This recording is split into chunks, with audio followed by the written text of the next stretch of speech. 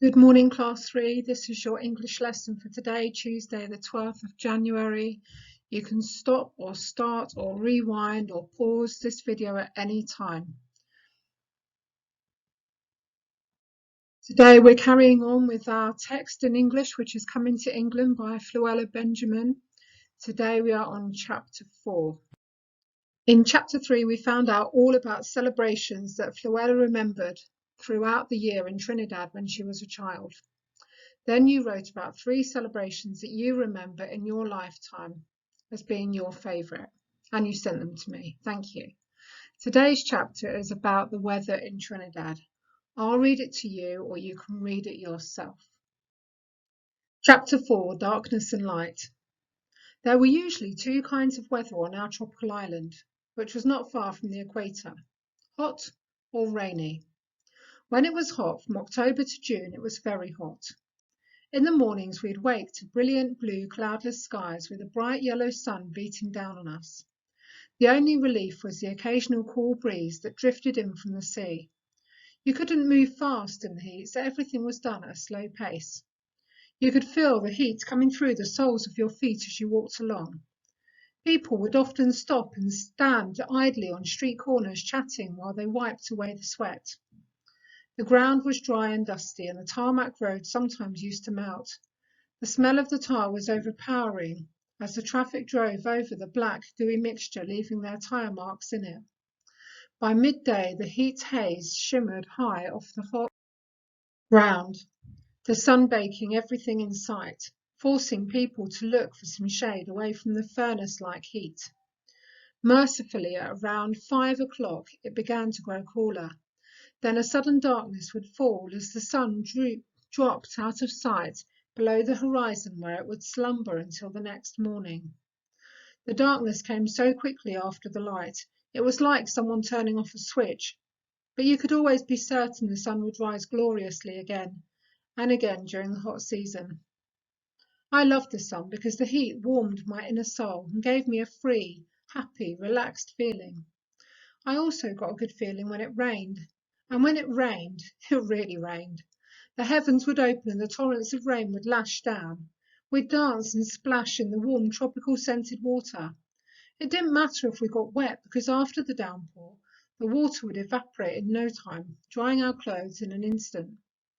It rained most heavily in the mountainous tropical rainforest area, where the land crabs, toucans, exotic parrots, huge toads and snakes lived, and where fragrant lilies, orchids, and other vibrantly coloured flowers grew. Here the trees were immensely tall, exceptionally green and lush, with thick vines entwining themselves around the trunks. The sun rarely got through to the dense undergrowth, but the rain did. Some of my cousins lived up there, and near their house was a waterfall. We carefully used to make our way to it from their backyard, across the boulders and stones, pushing aside the branches and the vines which hung down. We could hear the rushing water tumbling over the rocks, and would shriek with delight as we stood under the cool water which felt like silk on our skin. One day I remember experiencing weather like I had never seen before.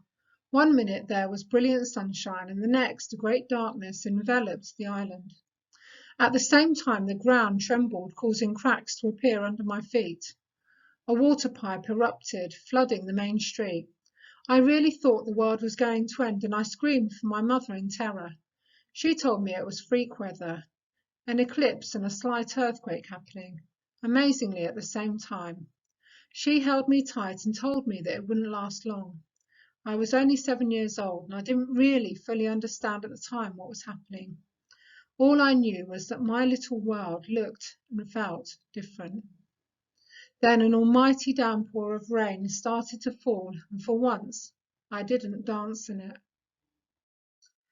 Write the date that you can see there and the title in your books, and then have a look through the chapter that we've just read and have a look to see how Fluella describes the following things: the sky, heat, tar, trees, and an earthquake. And then in your English books, under each of those numbers that you can see there, write how she describes them.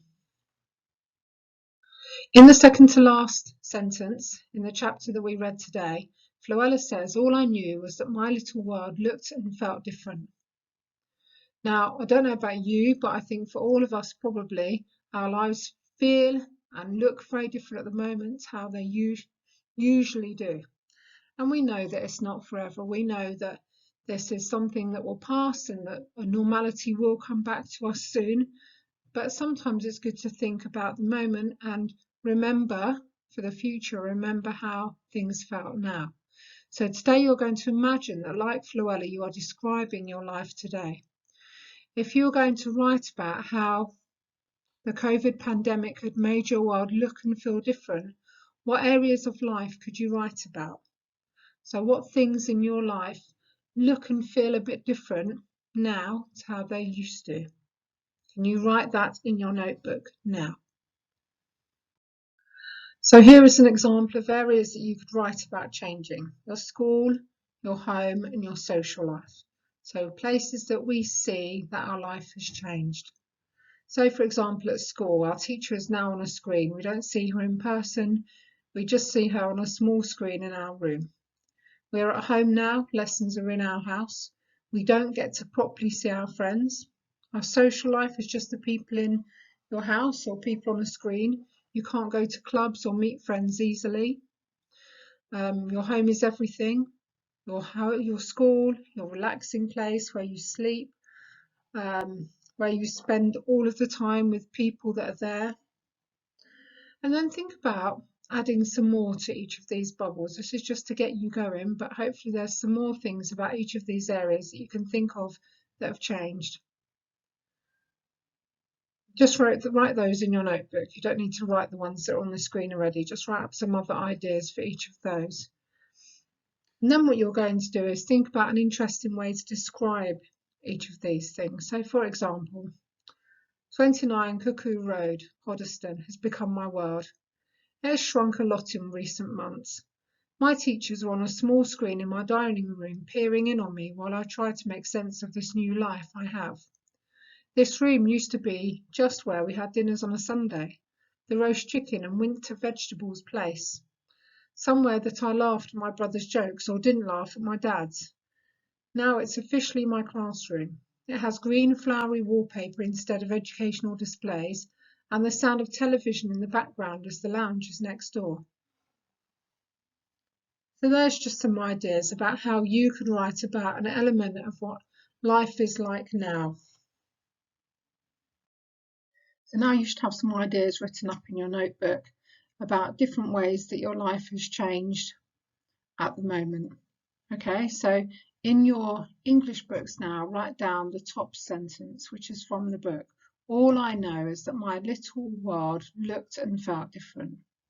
And from there, you're going to carry on writing about how things that you thought about from the last slide just now look and feel different. Perhaps use a different paragraph for each of the areas in your life that you describe. Try to use a lot of description like Fluella did when she was speaking about the weather in Trinidad. And also think about some of the positive things. There are certainly some positive things about how life is now for each of us. Okay, we are at home more than we used to be, but there might be some things about school life or being at home more that we enjoy, that we prefer, or perhaps even the way that you celebrated something that, like your birthday. Okay, and then end with a sentence to sum up your feelings. Don't forget, this is all temporary. The way that life is now will not always be the same. Life will return to normal and we will be back again at school soon. When you've finished your writing, please check through it, check all your punctuation, read it through to make sure that it makes sense. And when you're happy with it, get yourself ready, because at the end of the day when we meet, I'm going to pick 3 people as usual to read through their work. You also have the option of sending it to me on Class Dojo, and I would be very happy to look at it and give you some feedback. Okay, good luck.